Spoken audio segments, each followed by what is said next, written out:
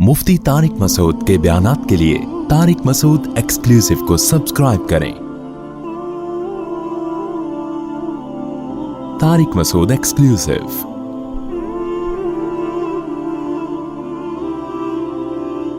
अऊज़ु बिल्लाहि मिनश शैतानिर रजीम, बिस्मिल्लाहिर रहमानिर रहीम, अलिफ लाम रा, किताबुन अंज़लनाहु इलैका। ये किताब है जिसको हमने आपकी तरफ नाजिल किया, लितुखरिजन नासा मिनज़्ज़ुलुमाति इलन नूर, ताकि ए नबी आप लोगों को अंधेरों से रोशनी की तरफ ले आएं।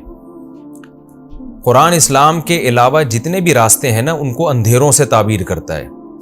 अंधेरे से भी किया और अंधेरों से भी। अंधेरा का मतलब है जिन्स के लिहाज से तो सब अंधेरे हैं, और अंधेरों का मतलब बहुत सारी किस्में हैं गुमराहियों की, लेकिन वो सारी किस्में मुख्तलिफ किस्म के अंधेरे हैं। तो इस्लाम के अलावा जितने भी रास्ते हैं ना, अल्लाह की नज़र में सब अंधेरे ही अंधेरे हैं, जिनमें इंसान को मंजिल का पता नहीं होता, अगले कदम का पता नहीं होता। तो इस कुरान की अल्लाह ने सिफत बयान की है कि ये कुरान आपको अंधेरों से रोशनी की तरफ लेकर आएगा, हलाल और हराम का इल्म देगा, आपको सही और गलत का पता चलेगा इससे, ऐसे और नेचर का पता चलेगा इससे। बिइज़्नि रब्बिहिम, अपने रब के हुक्म से आप इनको अंधेरों से निकालें रोशनी की तरफ। और वो रोशनी क्या है? इला सिरातिल अजीज़, उस ज़ात का रास्ता है जो ज़बरदस्त, गालिब, अल हमीद और काबिल तारीफ़ है। यानी बता दिया कि जिस रोशनी की तरफ हम तुम्हें ला रहे हैं उसके एक फ़ायदा तो ये कि वो रोशन रास्ता है, यानी दलाइल की दुनिया में रोशन है। तुम पूरे कॉन्फिडेंस के साथ उस पर चलोगे, तुम्हें अपने गलत होने का एहसास नहीं होगा। जबकि अंधेरों में इंसान चलता है तो वो कॉन्फिडेंट नहीं होता, उसको पता नहीं होता कि मैं सही चल रहा हूं कि गलत चल रहा हूं। तो पहला रास्ता तो, पहली फजीलत तो इसकी ये है। दूसरी ये कि वो रास्ता है भी उस बादशाह का रास्ता जो पावरफुल भी है, अजीज का माना हर चीज पर गालिब भी है और काबिल तारीफ भी है। सारी अच्छी सिफात उसमें, हर ऐब से वो पाक है। तो अब आप सोचें कि ऐसी ज़ात का रास्ता, यानी उसका बताया हुआ रास्ता कितना ज़बरदस्त रास्ता होगा। जब आप उस पर चलेंगे तो वो अजीज़ और गालिब बादशाह आपको कितना नवाजेगा उस रास्ते पे। तो ये दूसरा फ़ायदा है उस रास्ते पे चलने का। उसके अलावा जो रास्ते हैं वो जिन लोगों ने मुतय्यन किए हैं वो गैर मुस्लिम हैं, वो फितरत के खिलाफ आपको चलाएंगे, ना वो अजीज़ हैं ना वो हमीद हैं। अल्लाहिल्लज़ी, वो अजीज़ और हमीद ज़ात कौन है? वो अल्लाह है। अल्लज़ी लहू मा फ़िस समावाति व मा फ़िल अर्द, वो अल्लाह वो ज़ात है जिसके लिए आसमानों में जो कुछ है और ज़मीन में जो कुछ है वो सब उसी का है, यानी कामिल बादशाह है। ववैलुल लिल काफ़िरीन मिन अज़ाबिन शदीद, और जो काफिर लोग हैं जो उस अल्लाह के रास्ते को रास्ता नहीं मानते, उनके लिए बहुत सख्त अजाब है, तबाही है, बर्बादी है। किस चीज़ से? सख्त अजाब से। इन काफिरों का जुर्म क्या है जी? अल्लाह फरमाते हैं अल्लज़ीना यस्तहिब्बूनल हयातद दुनिया अलल आखिरा, ये वो लोग हैं जो दुनियावी ज़िंदगी को आखिरत पर तरजीह देते हैं। आपको जितने भी दुनिया में गैर मुस्लिम नज़र आएंगे, तमाम गैर मुस्लिमों में, चाहे उनका किसी भी मज़हब से ताल्लुक़ हो, ये जुर्म सब में कॉमन नज़र आएगा कि एक दुनिया तो फ़ना होने वाली है, जिसके हम देख रहे हैं कि 60-70 साल से ज़्यादा ज़िंदगी नहीं होती। और जब इंसान सोचना शुरू करता है तो आधी ज़िंदगी तो वैसे ही गुजर चुकी होती है। तो उस ज़िंदगी को मुसाफिर खाना नहीं समझते, उसको सब कुछ बना के रख लिया है, इसी तरक्की को तरक्की समझ बैठे हैं। तो कितना बड़ा जुर्म है। फरमाया अल्लज़ीना यस्तहिब्बूनल हयातद दुनिया अलल आखिरा, इनका जुर्म ये था कि ये दुनियावी ज़िंदगी को आखिरत पर तरजीह देते हैं। व यसुद्दूना अन सबीलिल्लाह, और फिर अल्लाह के रास्ते से लोगों को रोकते भी हैं। जो दुनिया को मुसाफिर खाना समझता है, आखिरत को असल समझता है, तो ये उसको गलत समझते हैं, उसको इस रास्ते से रोकते हैं।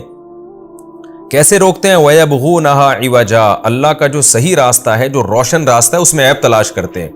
खुद गुमराहियों में डूबे हुए हैं, पता ही नहीं सही और गलत की डेफिनेशन ही नहीं पता है, एक्सप्लेन ही नहीं कर सकते सही क्या है गलत क्या है। आज तक आप जितने भी लिबरल लोग हैं ना, इनसे पूछें कि सही की डेफिनेशन क्या है, गलत की डेफिनेशन क्या है, क़यामत आ जाएगी ये डिफाइन नहीं कर सकते। जब सही और गलत को एक्सप्लेन ही नहीं कर सकते तो फिर चलेंगे कैसे उस पर? तभी तो आप देखें ना कैसे उल्टे उल्टे कवानीन बन रहे हैं उन मुल्कों में। तो अल्लाह फरमाते हैं जबकि जो सीधा रास्ता है उसमें ऐब तलाश करते हैं।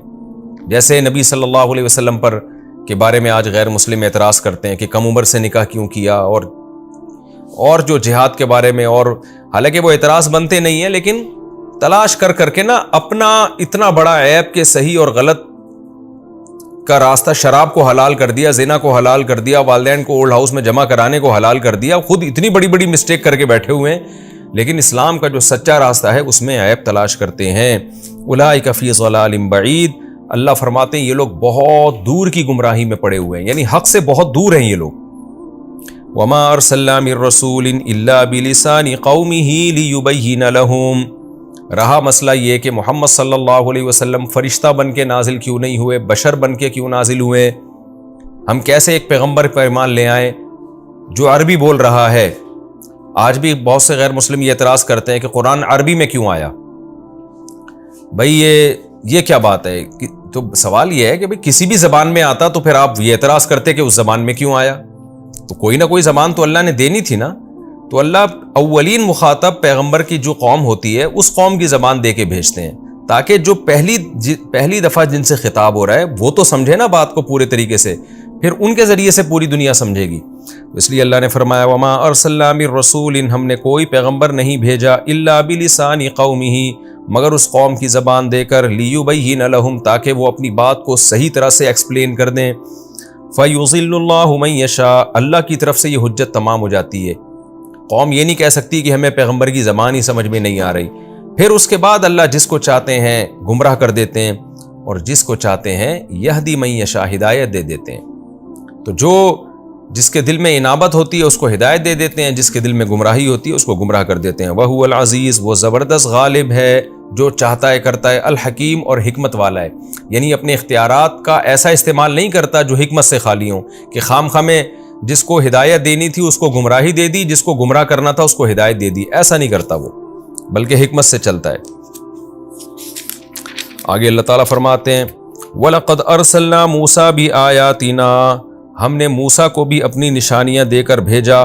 جیسے ہم نے یہ قرآن نازل کیا اور اللہ نے قرآن کی صفت بیان کی, لِتُخْرِجَ النَّاسَ مِنَ الظُّلُمَاتِ إِلَى النُّورِ, تاکہ اے نبی آپ لوگوں کو گمراہیوں سے روشنی کی طرف لائیں. تو ہم نے موسیٰ کو بھی یہی کام دے کے بھیجا تھا, تمام پیغمبر یہی کام لے کر آئے ہیں. ہم نے موسیٰ کو بھی اپنی نشانیاں دے کے بھیجا اور ان سے کیا کہا کہ آپ اپنی قوم کو اندھیروں سے روشنی کی طرف نکالیں. وَذَكِّرْهُمْ بِأَيَّامِ اللَّهِ, اب اندھیروں سے روشنی کی طرف لانے کے لیے ان کو اللہ کے ایام کی خبر دیں آپ, یعنی پچھلی امتوں کے ساتھ کیا واقعات ہوئے وہ واقعات بھی ان کو سنائیں تاکہ یہ گمراہی کے اندھیروں سے ہدایت کی روشنی کی طرف آئیں. ان فی ذلک لآیات لکل صبار شکور, بے شک اس میں بڑی بڑی نشانیاں ہیں ہر اس شخص کے لیے جو صبر کرتا ہے اور شکر کرتا ہے. کس میں نشانیاں ہیں؟ موسیٰ علیہ السلام کے واقعات میں اور پیغمبروں کے واقعات میں اور قرآن میں, ان سب باتوں میں نشانیاں ہیں صبر کرنے والوں کے لیے. کیا مطلب صبر کرنے والوں کے لیے؟ دیکھیں جو جلد باز ہوتے ہیں نا وہ تو اپنی خواہشات کے غلام ہوتے ہیں, بس میری یہ خواہش پوری ہو جائے, یہ خواہش پوری ہو جائے, ان کو غور و فکر کا موقع ہی نہیں ملتا. لیکن جو صبر کرنے والے لوگ ہیں وہ کہتے ہیں بھائی رک جاؤ ذرا, ٹھہرو, اپنی برائی کے قریب مت جاؤ, پہلے غور و فکر کرو. تو وہ جب غور و فکر کرتے ہیں تو ان کو نشانیاں نظر آتی ہیں, ان کو سیدھا راستہ نظر آتا ہے. تو یہ صبر کرنے والوں کے لیے اور شکر کرنے والوں کے لیے. کیا مطلب؟ اللہ کی نعمتیں استعمال کر رہے ہیں تو وہ پھر غور بھی کرتے ہیں ان نعمتوں میں, پھر وہ اللہ کی کتابوں میں بھی غور کرتے ہیں, کیونکہ ان میں شکر کا جذبہ ہے کہ ہم دیکھیں تو صحیح یہ نعمتیں ہمیں کھلا کون رہا ہے, تو اس کا بھی تو کوئی حکم ہوگا نا. تو جو بے صبرے ہوتے ہیں, ناشکرے ہوتے ہیں, وہ بس کھانے پینے کو اور اپنی خواہشات ہی کو فوکس کرتے ہیں, ان کو اللہ کی کتابوں میں نشانیاں نظر نہیں آتی. وَإِذْ قَالَ مُوسَىٰ لِقَوْمِهِ, اب چونکہ اللہ نے شکر کا تذکرہ کیا نا تو اللہ ہمیں بھی ترغیب دے رہے ہیں کہ شکر ادا کرنا سیکھو, کیونکہ شکر سے نعمتیں بڑھتی ہیں. تو موسیٰ علیہ السلام کا بھی اللہ نے تذکرہ کیا کہ موسیٰ نے بھی اپنی قوم کو یہی سمجھایا تھا. وَإِذْ قَالَ مُوسَىٰ لِقَوْمِهِ, جب اس وقت کو یاد کرو جب موسیٰ نے اپنی قوم سے کہا اذکروا نعمت اللہ علیکم, اللہ کی اس نعمت کو یاد کرو جو اللہ نے تم پر کی ہے. وہ نعمت کیا تھی؟ اذ انجاکم من آل فرعون, جب تمہیں آل فرعون سے اللہ نے نجات دی. یسومونکم سوء العذاب, وہ تمہیں سخت عذاب چکھایا کرتا تھا. وَيُذَبِّحُونَ أَبْنَاءَكُمْ, تمہارے بیٹوں کو ذبح کر دیا کرتا تھا. وَيَسْتَحْيُونَ نِسَاءَكُمْ, تمہاری عورتوں کو زندہ رکھتا تھا. یا تو دونوں کو قتل کر دیتا نا, عورت کو زندہ رکھنا تاکہ اس سے پھر کسی قوم کی عورتوں کو کوئی ظالم لوگ غلام بنائیں، لونڈیاں بنائیں اور ان کو اپنے خواہشات میں استعمال کریں تو اس قوم کے لیے یہ بڑی ذلت ہوتی ہے.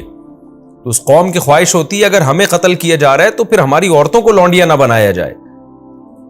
تو لیکن یہ بڑی ذلت کی بات ہوتی ہے کہ مردوں کو قتل کر دیں اور ان کی عورتوں پہ قبضہ کر لیں.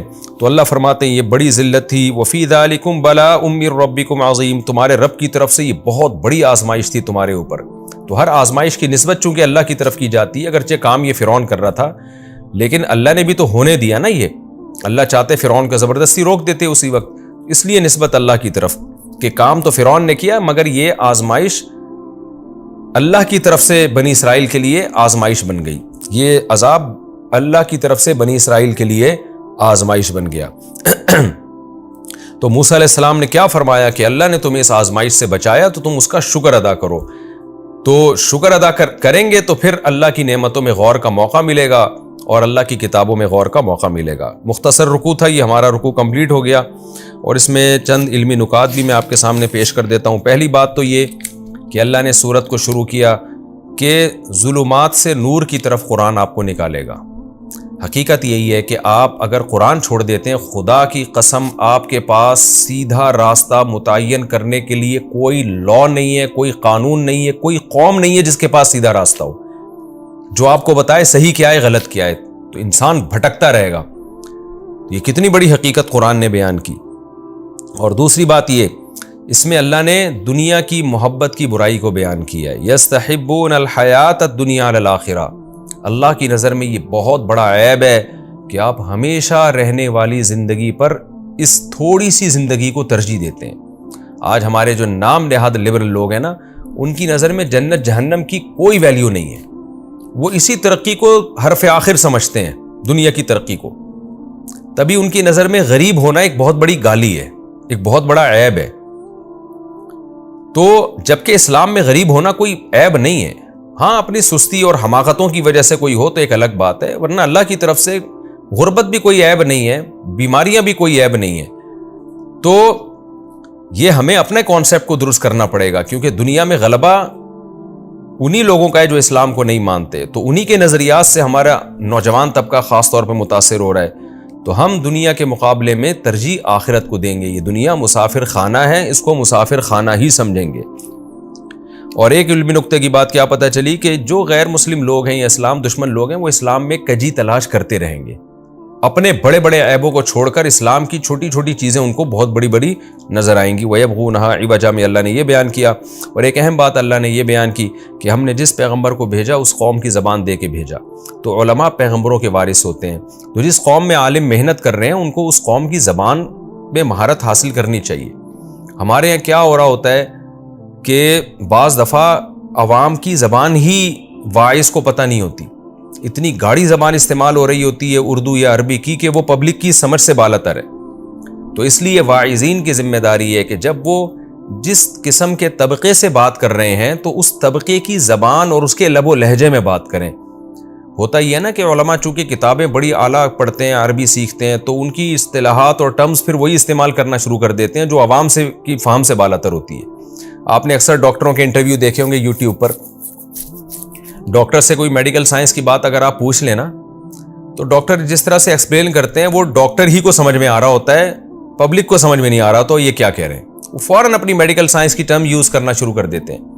تو میں کبھی کسی ڈاکٹر سے انٹرویو لیتا ہوں تو ان کو بتاتا ہوں کہ آپ نے اپنی میڈیکل سائنس کی جو ٹرمز ہیں ان کو ایک طرف رکھیں، آپ نے دیسی اسٹائل میں بالکل دیسی زبان میں عوام کے لیول پہ آ کے سمجھانا ہے. تو یہی علماء کی بھی ذمہ داری ہے. اس آیت سے پتہ چلتا ہے کہ عوامی زبان سیکھیں. اسی آیت سے بڑے بڑے علماء نے اس دور میں استدلال کیا ہے کہ اب عالم کے لیے ایسی زبان سیکھنا جو دنیا میں سب سے زیادہ بولی جا رہی ہے وہ بھی اسی آیت سے اس کی بھی فضیلت ثابت ہوتی ہے.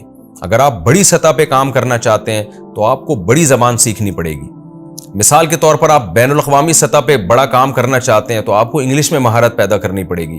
آپ بر صغیر میں بڑا کام کرنا چاہتے ہیں تو آپ کو اردو میں مہارت پیدا کرنی پڑے گی. آپ عرب کنٹریز میں کام کرنا چاہتے ہیں تو عربی میں مہارت پیدا کرنی پڑے گی. ہمارے یہاں طلبہ جو گاؤں دیہاتوں سے آتے ہیں، اردو پشتو بولنے والے، سندھی بولنے والے، پنجابی بولنے والے، میں ان سے کہتا ہوں کہ آپ کو اگر اس خطے میں کام کرنا ہے تو اردو میں آپ کو مہارت پیدا کرنی ہے.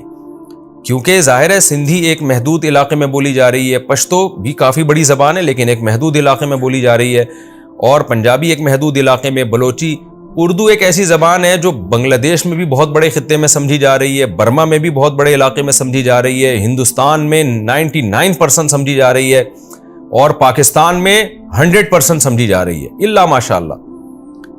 تو ہمیشہ ایک عالم کو، واعظ کو بڑی سے بڑی زبان کی طرف آنا چاہیے تاکہ اس کا پیغام زیادہ سے زیادہ لوگوں تک پہنچ سکے۔ یہ بھی ہمیں اس آیت سے پتہ چلتا ہے۔ اور اس آیت میں ان فی ذلک لآیات لکل صبار شکور، صبر اور شکر کی بھی فضیلت کے دو ہی چیزیں ہیں، مصیبتوں پہ صبر کرنا ہے، نعمتوں پہ شکر کرنا ہے۔ دو ہی حالتیں ہوتی ہیں نا انسان کی، یا تو مصیبت میں ہوگا یا خوشیوں میں ہوگا۔ تو جو مصیبت میں صبر اور خوشیوں میں شکر کرتے ہیں وہی اللہ کی بنائی ہوئی چیزوں سے معرفت حاصل کرتے ہیں، اور جن میں یہ دو چیزیں نہیں ہیں وہ خواہشات کے غلام بنتے ہیں اور مصیبتوں میں جو ہے نا خودکشیوں کے پلان بناتے ہیں اور اللہ کی نافرمانی میں اور زیادہ جری ہونا شروع ہو جاتے ہیں۔ تو اسی صبر اور شکر کے لیے اللہ تعالیٰ نے بنی اسرائیل کا واقعہ بیان کیا کہ اللہ نے بنی اسرائیل پر مصیبتیں بھی ڈالی جس پہ انہوں نے صبر کیا، اور پھر موسیٰ علیہ السلام کے ذریعے فرعون سے نجات بھی دی جس پر اللہ نے ان سے شکر کا مطالبہ بھی کیا۔